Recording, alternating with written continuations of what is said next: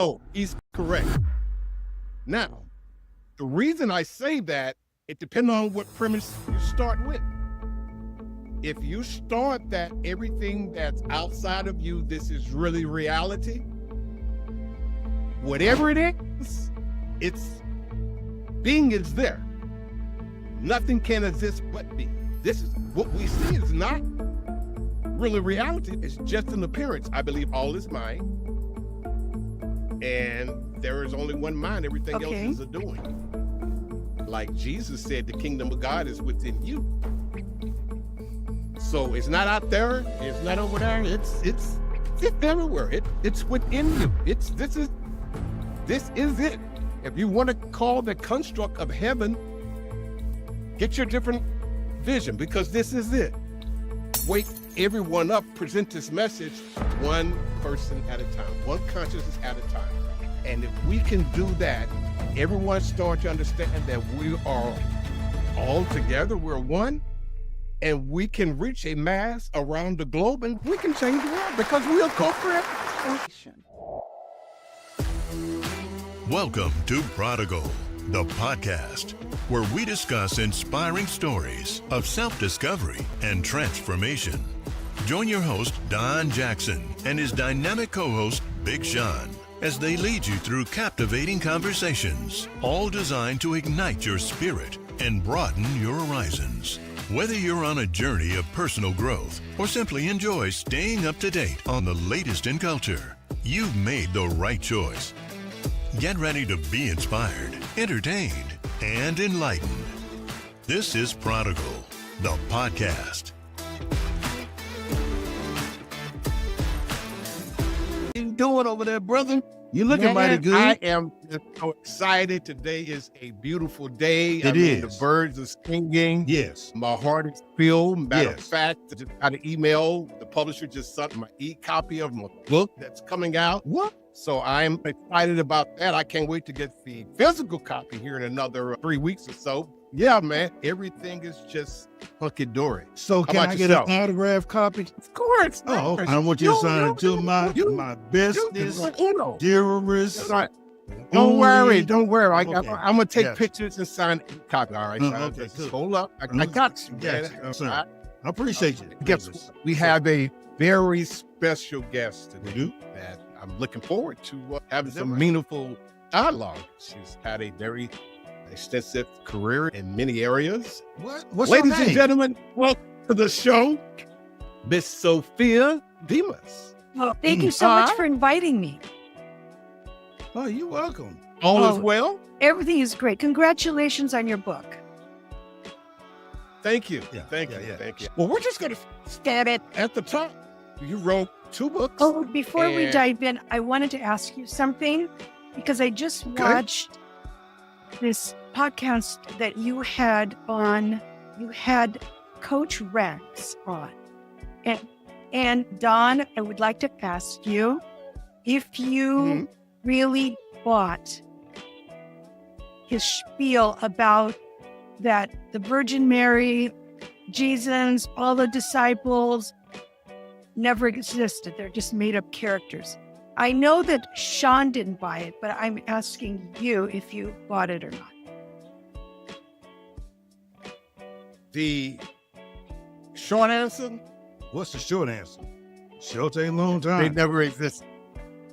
They didn't? They never existed. Okay. No, he's correct. Now, the reason I say that, it's all paradoxical. It depends on what premise you start with. If you start that everything that's outside of you, this is really reality, and just like I see you guys, your avatar walking around and so forth, then no, historically you can't find them. No one can to them. I mean, and the facts that are out there are just circumstantial. They're not real facts. Now, that's that side of the story. Now, my premise is only one thing is happening. So if there's only one source, consciousness, God, whatever higher power you subscribe to is unfolding in upon itself. So whatever it is, It's being is there. Nothing can exist but being. Okay, let me ask you Yes, something. ma'am. Do you believe that the brain is capable of creating consciousness, and that consciousness is in your brain, or consciousness is everywhere and your brain clicks into it? I go with the late. You're not your body. Your body, consciousness is all that there is. This body is in consciousness. We just perceive with our perception, our faculties. We touch, taste, smell, hear. Those are our windshield. It's kind of like flying a plane in a cockpit. Those are our cockpit. That means other stuff is out there, but we were only developed over time to have the faculties that we need to survive. And so if I have Don lens on, means perception, that's how it's going to appear, but that don't mean that's all that it is. This is what we see is not really reality. It's just an appearance. It's not the real reality, because matter upon 99.9 is empty space. So no matter you keep going digging and down and breaking down whatever, it's going to be empty space. I agree with that. If you look at a steel beam, you look at the steel beam and you go, oh, this is really a solid object. But in reality, it's little waves. So Correct. We ascribe what we perceive, but then there's another reality. Yes, ma'am. You said it in a nutshell. Hit the nail on the head. You hit the nail on the head. So I believe there is only one. I believe all is mind, and there is only one mind. Everything else is a doing. A doing of that. It's like the guitar string. It's nothing to the string, the sound, but the pluck of the string. It's only one thing happening, and that's me, that's you. We're the same source. It's like consciousness, God, playing chess by itself on different timelines. But it's the same source. Same source. Different personalities, different experiences, but the same source. And those experiences, I believe, when we die, not die, but when we transform, because we were never born, so we can't die, those experiences that we experience is seeded back into the whole. It is seeded back into the whole and give a different experience. But all we have to work with it are the archetypes, and that's really it. So I'm learning now to just sit back and experience and co-create, and knowing that all is well. And now I don't judge anyone. I don't judge myself. I just live through the telos and unctions of all that there is. And like Jesus said, the kingdom of God is within you. So it's not out there. It's not over there. It's everywhere. It's within you. This is it. If you want to call the construct of heaven, get your different vision, because this is it. It ain't going nowhere. You're going to have a different experience once you transcend, but this is, so we need to relax, and our goal is to wake everyone up, present this message one person at a time, one consciousness at a time. And if we can do that, and everyone start to understand that we are all together, we're one, and we can reach a mass around the globe, and we can change the world, because we are co-creators. We're it. We're the only game in town. This is the short answer. What's the long answer? I like you.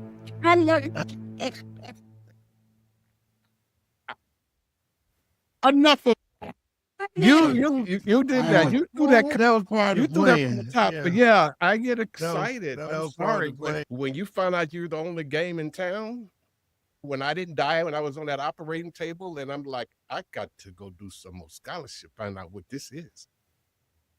And it was like, oh. Let's talk about your childhood. how did it feel growing up and not really having a family in the States? Tell us about that experience before we I was raised by my parents, but we didn't have an extended family. And so that when we moved to Greece, when I was like, it was just magical, because now I had just this slew of relatives and cousins to play with, and it was just wonderful, So that was basically the childhood. I feel very lucky, very fortunate for my parents and my upbringing. Now, you had some very magical experience or some spiritual experiences, synchronicities growing up. When did you started to notice that, and what was it like? So it started when I was 19. I will give you my overall belief system, okay, as you did. Okay. So I believe that there is a divine intelligence that knows what's best for us better than we do. And this divine intelligence wants us to be happy and find our true purpose. So it communicates with us via dreams, meeting a stranger that says exactly what we needed to hear, or puts coincidences in our path to nudge us via our intuition. For example, I'm a very strong-willed person, and I had made decisions. I did not want to get married. I did not want children, and I did not want to write a book. About 18 years ago, a medium, and the way I even got to the medium is so bizarre. I actually wrote it in my first book. She told me I was going to write a book. And I said, I'm sorry, but that's not in the cards. I said, first of all, I have nothing to say. And two, I'm a people person. I said, there's no way I'm going to sequester myself somewhere and write. There's no way. So she let me argue. And then very calmly, she said, word for word, she said, Spirit says when she's ready, there are many spirits here to help her and many hands on her. So I had made these decisions. And so I was successfully single until I was 45, when I got married to my husband, Frank. And then in 2011, one of my mentors, Father Stephen, who I think is the closest thing to Jesus. Not only is he a priest, but he opened up all of the covenant houses here in the Northeast for homeless youth. So I would have coffee with him every other month for 8 years until he moved away, retired, and moved to Florida. So one time he says, he was coming over for coffee, and then he says, that Turkish girl I told you that ended up in the shelter in Atlantic City? And I said, yeah. And he says, well, I'm going to go take her to get her cap and gown. Can I bring her over? I said, so he brings over this beautiful young woman. She had just turned 19 that month. And, I said, she didn't look the type to be in a shelter, So how did you end up in the United States? And she told me. And then I asked another question. And I said, well, wait, and I went, what? So Father Stephen says, I have an errand to run. I'll see you back here in an hour and 15 minutes. He knew exactly what he was doing. So I heard a life of continual abandonment and abuse that no one person should ever have to deal with. Anyway, long story short, we adopted her. So now Mother's Day is my new favorite holiday. And now she's married to this Greek architect living in Greece. She has 3 masters, living the life. So I did not just write one book. I wrote 2 books. Thank God I had my mind's door open just ajar to consider these things, okay? So what happened with the book is, again, in 2011, I was reconnecting with a childhood friend. And every time I would tell somebody my miracles, one of my miracles, people would just go, oh, these things only happen to you. And I'm reconnecting with her, and I told her my latest miracle. And she says, "Oh, these things only happen to you." And something clicked. And I'm like, wait a second, everybody has a miracle story, a coincidence story, a sign from a departed loved one. But the sheer number of events that happened to me is incredible. So what I did is I listed all the miracles I could think of in a chronological order. And then what I discovered was preceding each miracle was a coincidence. This coincidence happened. Wait, can I stop you from unpack that? When you say right after each miracle there was before each preceding. miracle, there was a coincidence. And when I discovered that what I had done is acted on the coincidence. And by acting on the coincidence, instead of going, "Oh my God, what a coincidence," and just letting it go, right? Brushing it off. I took action. And so what I discovered, by taking action, this divine intelligence and I co-created exactly what I needed at that particular time. Does it happen like that all the time? Does it come more as an intuition or a coincidence of something just happened? Okay, there's a difference. I need to differentiate between a coincidence, like, I'm thinking of somebody and they called. Okay. But nothing really, that's a coincidence. But when the coincidence happens, and in most of my cases, it wasn't like, "Oh, should I act on it? Should I not?" It was so bigger than me that I naturally acted on it and I got what I needed. It just happened that way. It just happened. Wow. Okay, Yeah. for example, these are two short little stories that provided two things I needed for our wedding.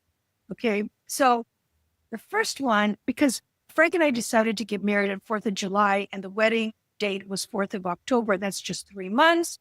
All the venues were taken, photographers, music. So, we're going to do whatever. So I called my friend and a man answers that's not her husband. And I asked for her and this guy goes, Sophia, is that you? You called me. I'm Jerry. You called me. Look, I'm really late for a meeting. Can I call you this afternoon? And I realized who it was, an acquaintance that I knew socially. And because he had a Greek accent. And I went, "What?" I said, promise me that you're going to call me back. And he promised. And I said, "You have to." So I had misdialed the last digit. And I got this guy that I knew. Okay, so he calls back. And as a result of that wrong number, at the time, he owned the Barclay Hotel here in Philadelphia, this beautiful old world, hotel. And he gave us the ballroom for free, threw in 2 nights in the presidential suite. I asked that I invite him and his girlfriend to the wedding. So that's one. Okay. The other one, I get a call from this woman who tells me that she found my driver's license. And she wants to know how to give it to me. And so she had to do some search. And it turns out she just lived a couple blocks away. So I said, "Thank you so much." I said, "Just slip it in the mail slot." So she does, with this lovely little note about how much she and her boyfriend love Oregon. Okay. It's not the end of the story. So about a couple months before the wedding, I get a call from her.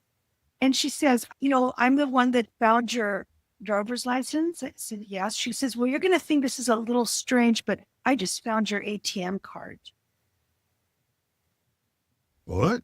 Now, so again, this is bigger than me. She says, should I put it through your mail slot? I said, no, we've got to meet. Okay. So she comes over, and this lovely little young blonde. And what happened is I would go to this one ATM where it spit it out right away. But this one kept it until the very end when it says, would you like to make another transaction? Well, I thought I already had it. And so the next person can clean out my bank account, right? It's her.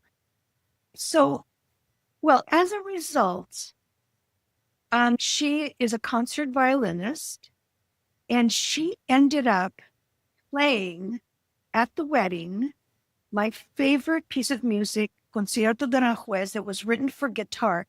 And she got her friend who played the classical guitar. I'm walking down and she did it for free for our wedding present. I'm walking down the aisle to my favorite piece of music. Okay, but here's the point. I mean, which one would you say is stranger? The fact that this woman keep giving your information, that's crazy. And then had to look you up and then come up with a phone number, that's crazy. But it didn't happen one time, it happened twice. And she just happened to be down the street. I'll say she's borderline stalker. Okay. So the point was this. The first one, when Jerry said, I'll give you a call later, I could very easily said, you don't have to. This was a wrong number. I have nothing to talk to you about. But no, it was bigger than me. It was like, no, you have to call. This is amazing. And when she said, can I slide the card under your mail slot? Yeah, it's wild, but yeah, just thank you very much. This is what I'm saying. I'm trying to illustrate that I took action. And right. Yeah. The second one gave you more gratitude also. You wanted to thank her in person before you knew the gift that she had to offer. well, yeah, I mean, but I like that. I didn't even go there. I didn't even know that the Barclay had a ballroom because it had been converted into condos. So it was just wild. And so that's an example of these. Beautifully illustrated. I get it. I mean, you can't deny those synchronicities once you get a chance to look back over it. Yes. And I don't judge these miracles. I don't say, oh, this one is a lesser miracle than that one. But I did it with my husband. I discovered early on in our relationship that he was a rager, that he had these anger issues, all pointing to childhood issues. And like I would do a gesture or something and he would take it like I'm belittling him and he would go into a rage.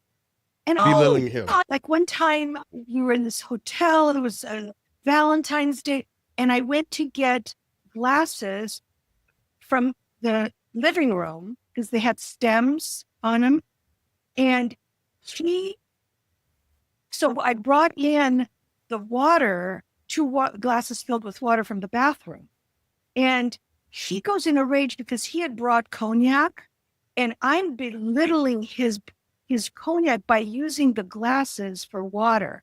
And I'm saying, but there's nicer glasses in the other room. And he's like, going crazy, Anyway, but I saw her. He needed that drink. So I didn't leave because I saw how much he wanted the relationship, He found a great therapist. Then he found this group of men, these ragers, a bunch of ragers. He became the poster boy, but he would still rage. So finally I went, bye-bye, later, and I left. And it got to the point where I never wanted to see this man ever again. I moved out and I was living with my girlfriend who was going through a divorce. And so finally I just went, I had the divorce attorney's card in my hand. Now, I don't know, have you heard of the book, A Course in Miracles? So I was forced to read that book. I resisted reading it for almost 2 years and it kept slapping at me from all different directions. I was forced, but that's in the book too. So I decide, okay, now I am free as a bird and I want to see what the next chapter of my life is going to be. So I'm going to open the Course in Miracles for guidance. And I hadn't opened it before because I didn't want it to tell me something I didn't want to hear. But now I know I'm never going to see this guy again. And I opened this book to the chapter titled The Healed Relationship. And I'm like, no, but the rule is I have to read it. I have to read it. So I found myself having a debate with this book. And basically what I got out of it was God is in everyone. And if your brother comes to you with his hand outstretched to make contact with you, and you say no to your brother, you're saying no to God. So, okay, fine. So no skin off my back. If he calls, fine, I'll hear him out. He called the next day. And he wanted to get together. So now, if I say no to him, I say no to God. So I said yes. So he comes over and was so angry, I had him sit across from me on the dining room table. And I said to him, I want you to know that the only reason that you are sitting in front of me is because of a miracle. And he says, well, I have a miracle for you too. Like, okay, you first. Because obviously that's how he's sitting there because I read it in the book, He tells me that he was taking the fountain. We have a fountain in the garden. And it has a basin and then a very heavy column where the water comes out of the column, climbs the column, goes into the basin. He says, I was taking it apart to fix the pump. And the column fell on my hand. Now, if that was true, his hand should be hamburger. And he's telling me this, he's taking off his wedding band. And I'm looking at his hand and there's a bruise with a little tiny scratch. And he shows me the wedding band and it had taken the brunt of the weight of the column. The symbolism, I needed to see something that dramatic where he had a squashed wedding ring. And his wedding ring is what saved his hand. So that dramatic event completely disarmed me. And we started seeing each other again. And now, so there's three things here. I had to hear something that dramatic. And then I was supposed to go to Maui, Hawaii, and be my best friend's matron of honor for the third time. And so I wanted to ask him, but I had trepidation because he had sabotaged all these romantic getaways. And finally I thought, no, I'm going to trust him. And I can always, get out. So we're flying, we're on our way. And I thought, oh my God, I need reading material. So I grabbed this book. I have like a 7 books that I had started reading and hadn't finished. And I was so disappointed when I got in the cab. It was Endless Energy, not your beach read, it's because I wanted the novel. And it's written by Dr. Deborah Green, who's a kinesiologist. So I'm on the plane. This is my only reading material. I'm reading about these energy clearings she gives. And they heal people. And I'm like, wow, Frank could use one of those, And so I thought, okay, when I'm reading and I'm going in the back of the book because she was doing the citations. And I thought, okay, maybe I can find somebody in Philadelphia. So I'm on the back of the book and it says her name and where is she? Her address is in Maui, Hawaii. And not only that, but she's on Kihei Road where our condo was. Oh, no, you call this person up. When we had our layover. And she said when she could do it and when we were available. And it was 2 hours each. I said, I have to ask Frank because this is completely strange to him. And I said, Frank, look, Maui. P.A. Road. So he says, well, it's meant to be. Okay. So we have these readings. Okay. This was in 2009. And I don't know if it's the reading or if it was that he knew I trusted him, but he has not had one anger episode since 2009. I'm married to my dream guy. So there you go. I was going to ask you early in the story, I was like, all these synchronicities for you to just. Yeah, I do. Here, you can get it here. But here's the question. You say that he was a rager. I have never heard that as a term. And then for you to say there was a group of ragers. Yeah, it was called Menergy. It was called Menergy. And this guy ran this group.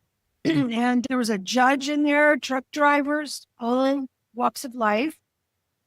But I'm trying to unpack the word rager. Real thing. I've never heard of, I understand somebody enraged and all that good stuff, but I've never heard that is, he's around. It may not be a real word.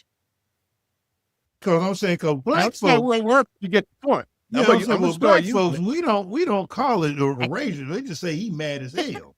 Or he mad as if, you know what I'm saying? So I thought I learned something new today. Damn it. No, I think what was the kicker for me was that I did nothing to belittle this man. I mean, he was normally a mild-mannered man, but because he was kind of ignored, his father, he was little when he was little. Childhood issues. Yes, childhood issues. And the brother was big like the dad. And so he felt demeaned. And he carried it on in adulthood. And it's gone. I mean, so it was going back to, this divine intelligence that wants me to be happy. So, I have this ideal life, Earth pilot, co-pilot. I have this wonderful daughter, and I've written 2 books. It was against my will, but I have found my purpose and I am sublimely happy. So, so therefore I trust. Look at you. Yeah. So you can go ahead and bless some other children somewhere. I'm going to give you a website address, and along with this PayPal and Cash App, numbers. And instead of taking all these trips to Greece, and looking to be honest, we got some folks that really need some blessings and some coincidences. Yeah. Beautiful story. Beautiful story. So how would you tell our listening audience, what are some of the things they need to do to notice those synchronicities? Okay, well, from my experience,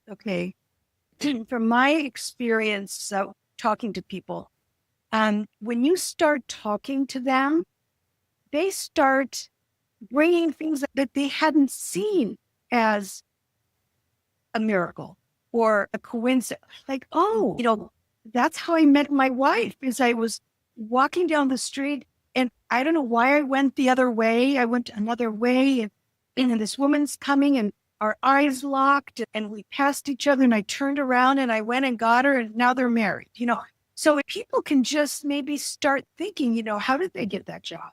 Okay, so universe communicates with us through the dreams and the coincidences. We communicate by asking for what we want and saying thank you with gratitude. So prayer and gratitude is how I ask for whatever I want. And then all day long, I say thank you. And I believe that where that comes from is, and this comes to the first question about how I was raised. Okay. So my mother was very religious, but it wasn't just her religion that was important. She derived her spirituality from her. She never forced it on me, but what she would say to me is, I'm a toddler. And in Greek is my first language. So like any object, like the glass, by changing the ending, you get the little glass. So it makes the objects kind of cute. So she would say to me, Sophia, if there's something that you want, you just ask little baby Jesus. You just ask little baby Jesus whatever you want. He loves children. And if you're scared, if you wake up in the middle of the night, because sometimes you get scared in the dark, just ask the little Virgin Mary to protect you. So, Subliminal messages. yes, Feeding your consciousness. Yeah. Okay. It was like the idea of communicating with unseen beings was perfectly normal. Gotcha. So that's bad. It's Yeah, we've been talking to unseen beings all our lives. Yeah. Yeah. Spirits will revel it. There you Prevalent. go. All my life. Demons cast out. My father, he was the go-to to cast out demons. When we were younger. It don't manifest like that nowadays. Man. I remember as a kid seeing several exorcisms. Well, did you see it? Yes. Have you? I didn't see any spirits. What I seen was what was right in front of me as the person going through it, acting it out, talking in other voices, that type of thing. But I didn't see any Well, I haven't seen any, and I don't want to. Well, if you do it, just take comfort in knowing that it's you. It can be nothing else. So do you believe in heaven? I believe that you make your own heaven or hell here on earth. But I do believe that when we die or when we make our transition, we simply shed our skin.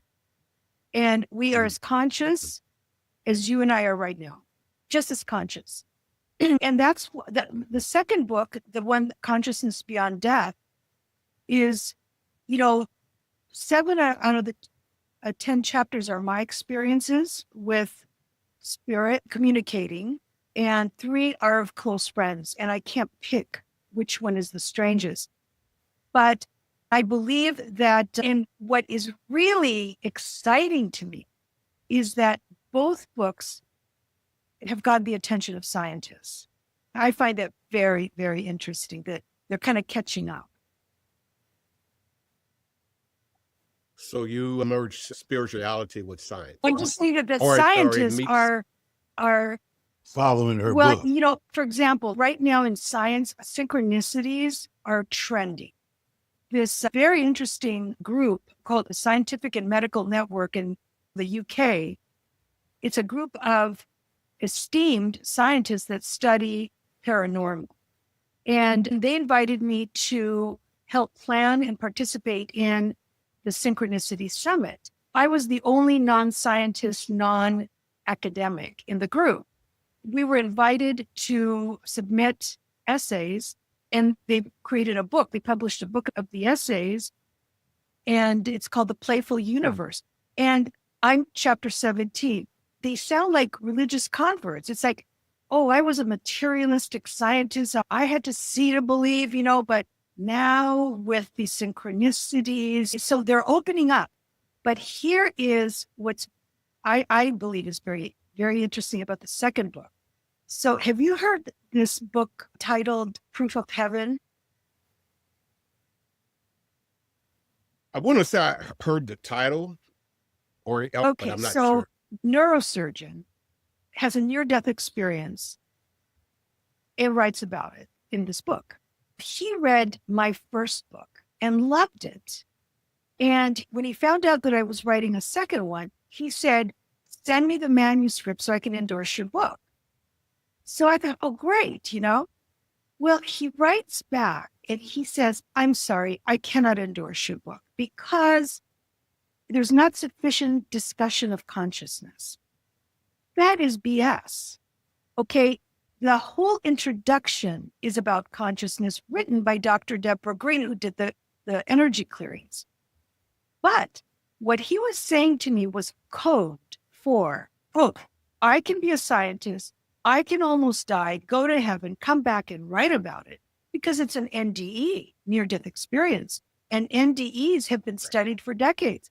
But I can't touch your topic with, okay? Well, lucky for me, just before publication of the book, a new scientific field has emerged. ADC, after death communication. So now they're all interested in the second book. Wonderful. Scientists are catching up. I mean, everything is really coming to a point, philosophy, science. You're right. When I started to write the first book, I felt this urge to study quantum mechanics. And my faith is unshakable. But I needed to know, how could these things happen in our physical world? And it helped. It helped me. So you're right. It's blending. Yeah, that's what quantum mechanics did for me. When you understand everything is connected, it starts to make sense. And when I keep going back to only one thing happened is whole, so everything's connected. Yeah. So, yeah.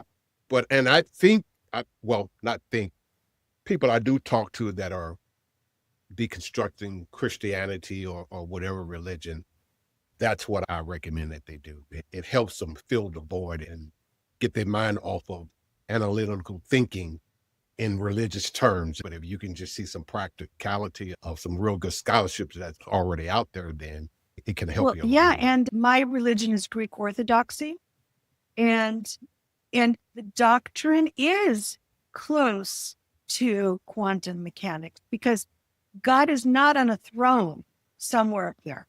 Omniscient, omnipotent, omnipresent. So everywhere. So that's the same as consciousness, everywhere. It permeates it permeates through all and everything. There's nothing. So God sits there in front of you, right now. Hey, God, we're like the ocean. There's nothing but the ocean. Now we're the bubbles of the waves. Now we're waving right now, thinking that we're separate. Yes. We're waving, having fun, thinking we're separate, and we're just making up all this stuff until we fall back into the ocean. Yeah. Father Stephen would go, he would say, the only thing that is separating you and me is skin and bones. So tell us here, Miss Sophia, where is it that can we find these books? You got 2 great best-selling books. Where can I go and find it? Well, they're on Amazon, and I'm just publishing the second audiobook now. So I did the second book, Consciousness Beyond Death, first, and the Divine Language of Coincidence. The first book is what is getting published now. Both books are on Amazon. They can be ordered online, Barnes & Noble. You can go to my website, which is my name, Sophia Demas, DEMAS.com, and you can find out about the books there. So they're pretty easy to get to. You got a special going on as far as the sale, the price on these things? Well, Amazon, it's Amazon. Oh, okay, so you don't get to name your price? Okay. All right. Just want to know. I didn't know if our viewers can get a 25% discount, say, hey, I seen you on, or I didn't know if you had anything working for the day. Today's, Tuesday? You have Go ahead, man. I read something. You have a course. Or you have a workshop, a 12. Okay, so, I've had 3 careers. Okay, so I had 10 years in architecture. I worked in architecture. 10 years, because the last stint in architecture, I was designing biotechnology laboratories, and it was as far from beauty as you can get. So I started my couture fashion business.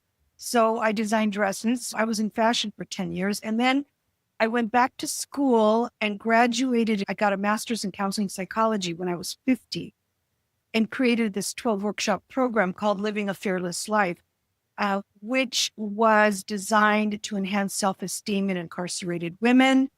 The Philadelphia prison system piloted it. They would not give me funds for it, so I got a grant from the Department of Economic Development. I've done it for a lot of at-risk women, and I just retired. My employer was the Salvation Army, So I was the in-house counselor for ex-trafficked women. And there was a lot of trauma associated. You know, I had some success stories. So if I could help, and that's my true purpose, was helping others. That's it. It became my true purpose because divine intelligence pushed me to it. T-Lows knew you can nudge you to move in those directions. And you listen. It all goes back to your mom. When you're laying in the bed and she's whispering, said, when you're feeling lonely, go talk to the angels. Yep. She was big on. Is there anything else you would like to leave with our audience? Takeaway to be that it's impossible that these things only happen to me. So to trust your gut, and when you see something that takes your breath away, do something. Take some kind of action on it, because if these things can happen to me, they can happen to anyone. Beautiful. Beautiful. That's all right. Last question. Do you really believe there was Matthew, Mark, Yes. and John? Peter and Paul. Yes. What the hell Apostle Paul thought from his subjective experience? Okay. I think, are we out of time? Are we out? Go. I went close. No. I did that so Okay. it's on me. So, okay, Don, I'm addressing you. You are a skeptic. So Yes, ma'am. I'm going to tell you this little story, then you can tell me what you think of it. Well, anyway, so there was this German nun, okay, and she was bedbound, and she would report that she had these visitations from the Virgin Mary. And so this priest would come, and then she would tell the priest what the Virgin Mary told her. And Weekend. Birds matching. I have 3 spots available. I'm sorry, go ahead. so she reports that the Virgin Mary told her of her house. She told her about her house in Turkey, in Ephesus, that St. John, who was an apostle, because Jesus said to him, you are treat her like she is your mother. So he went to Turkey, Ephesus, and built a church and brought the Virgin Mary to Ephesus. And this nun drew a diagram of a cross. So St. John built this little house for her that she had drawn the diagram. And it was, in the diagram, it showed like a water spring underneath the house. And then there was a road, and it says road to Jerusalem. Okay, so the nun dies. There's these 2 priests. They're like scholars, and they decided, well, we need to go and find this place, if it even exists. So they go to Ephesus. They find this road they ask, where's the road to Jerusalem? They're going up and down this road, and there is no such thing. Okay, so they gave up, and there were some women in the field there, and they said, where can we get some water? And the women said, well, there's this little tiny monastery, this old monastery over there, okay? So they go over there, and there it is. It was just the foundations in the shape of a cross with a spring underneath. And what they discovered was that they had been on the wrong road to Jerusalem. That was the new road. But right by there was the old road to Jerusalem. So how do you explain that?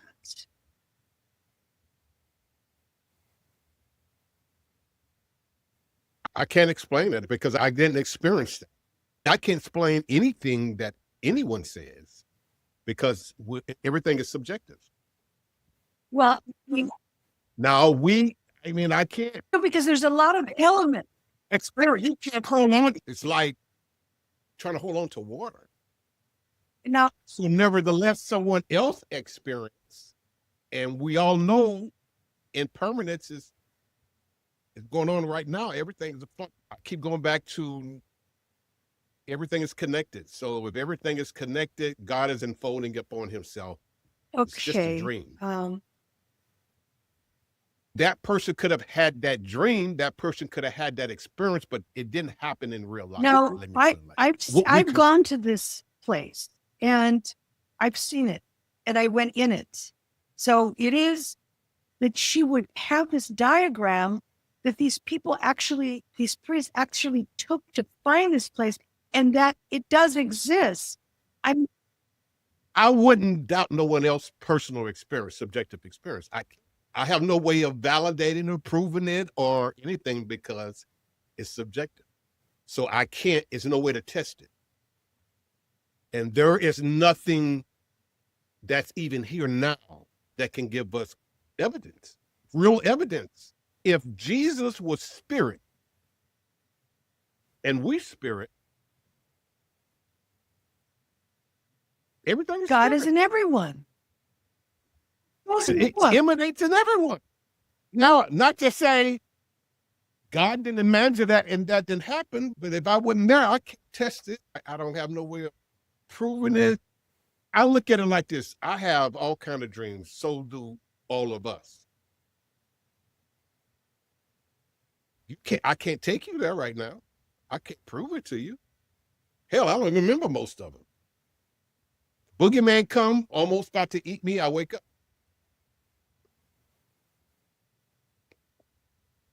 When you die, the same thing. You wake up. And I'm gonna say this, and I'm gonna let you go because you've been very grateful with your time. Now, this is very controversial. It's all a paradox. And the only, not comfort, but the only thing I tried to wrap my head around now is evil. Which evil is just only the opposite side of the spectrum. People are getting killed every day. Babies are being raped, mutilated, and there's nothing we can do about it. So I contributed that, the evil part, when someone just disappear, because this flesh is not real. It's just a plane consciousness.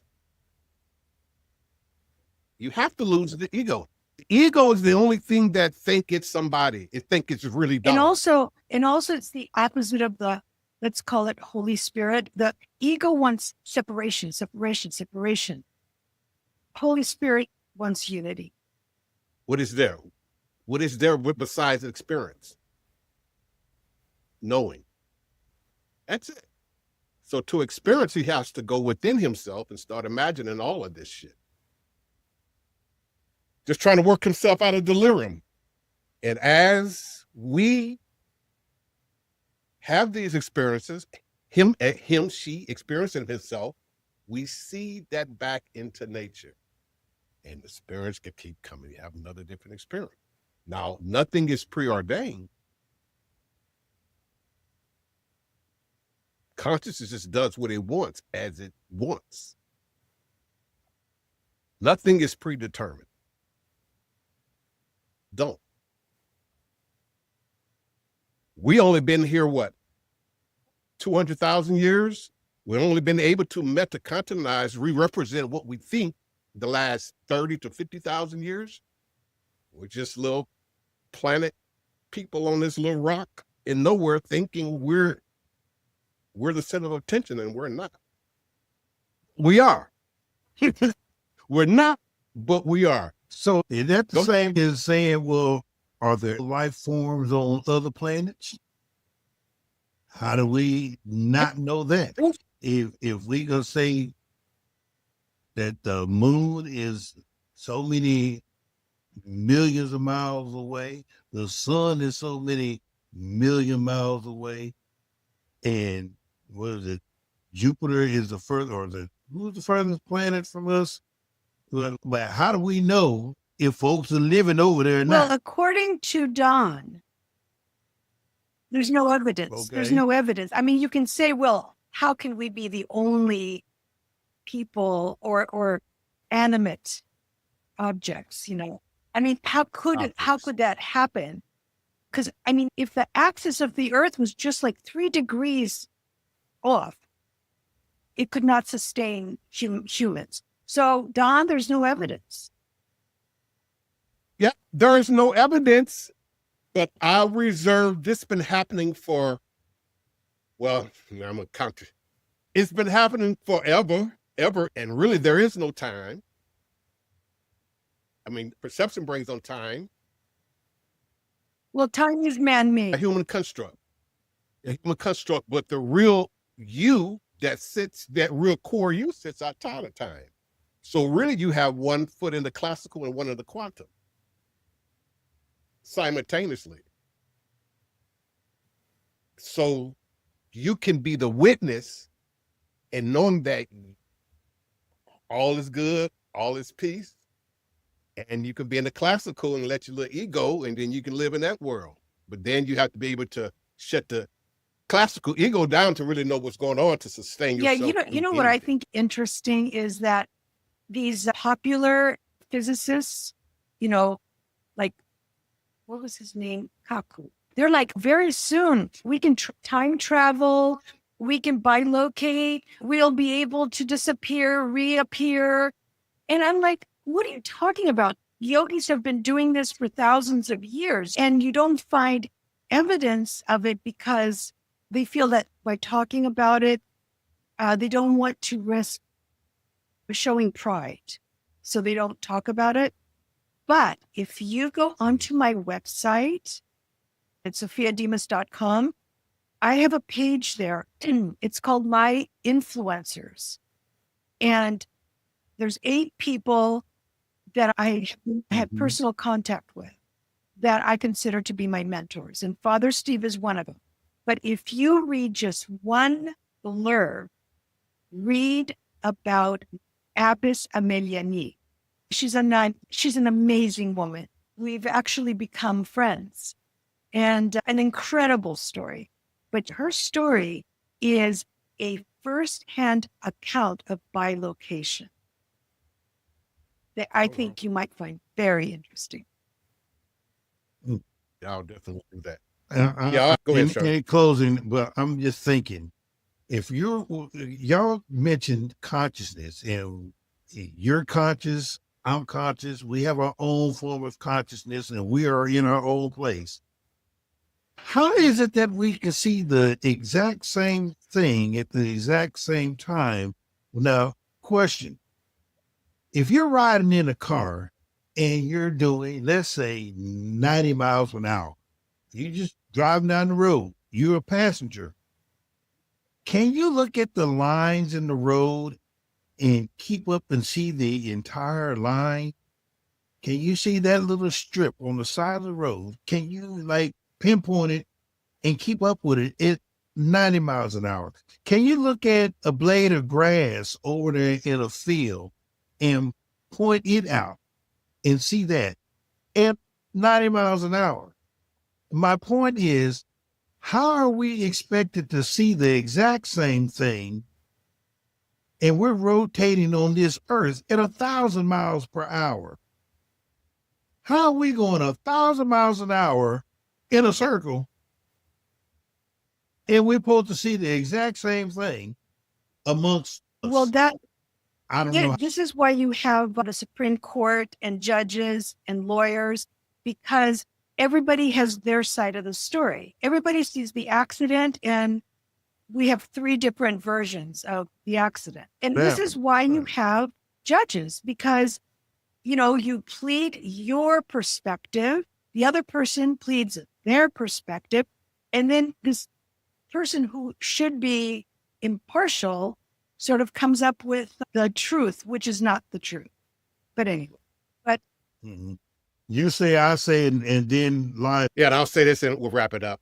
Amen. I say we can all see because it's only one thing happening. So we're only disassociated, our own little disassociated all.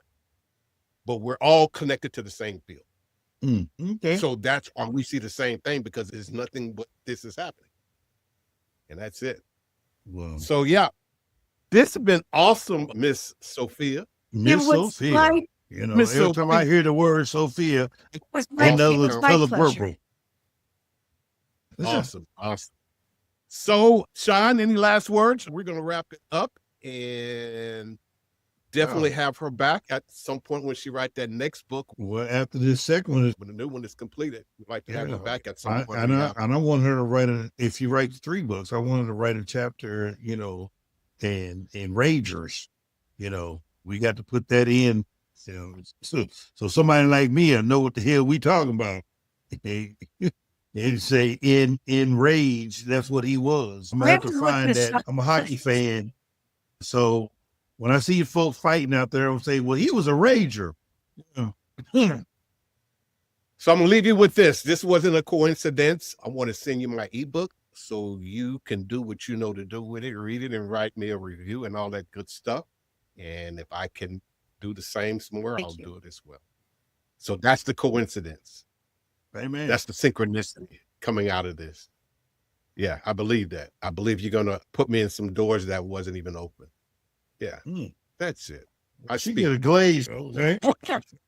Ladies and gentlemen, you've been listening to Prodigal, the podcast. I'm your host, Don Jackson, with my co-host, Big Sean. We have had a fabulous, most intelligent conversation. What a day, what a day.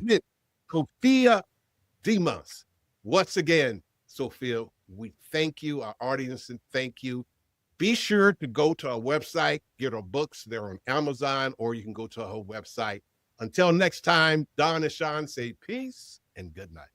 Thank you for tuning in to Prodigal, the podcast. We hope today's episode inspired you to embrace your own journey of self-discovery and transformation. Don't forget to follow us on social media and subscribe to the podcast so you never miss an episode. Join us again next time as we continue to explore the ever-evolving world of culture with your hosts, Don Jackson and Big Sean. Until then, keep discovering, keep transforming, and keep being the amazing person you are.